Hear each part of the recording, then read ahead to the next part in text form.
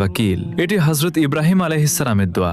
যখন তাকে আগুনে নিক্ষেপ করা হচ্ছিল তখন তিনি এই দোয়া পড়েছিলেন। আল্লাহ তাকে রক্ষা করেছিলেন। 2. শক্তির জন্য দোয়া।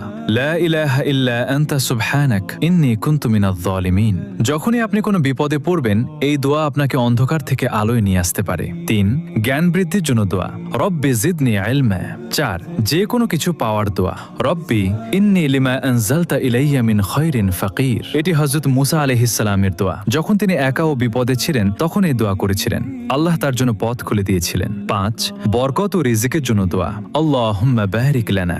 6. মনের কষ্ট দূরের দোয়া। আল্লাহুম্মা ইন্নী আউযু বিকা মিনাল হাম্মি ওয়াল হাযান। এটি হযরত মুহাম্মদ সাল্লাল্লাহু আলাইহি ওয়াসাল্লামের দোয়া। তিনি কঠিন সময়ে এই দোয়া পড়তেন। এটি মনে প্রশান্তি এনে দেয়। সবাই কমেন্টে আলহামদুলিল্লাহ লিখতে ভুলবেন না। আর নিয়মিত ইসলামিক ভিডিওর জন্য হালাল বাণী ইউটিউব চ্যানেলটি সাবস্ক্রাইব করুন।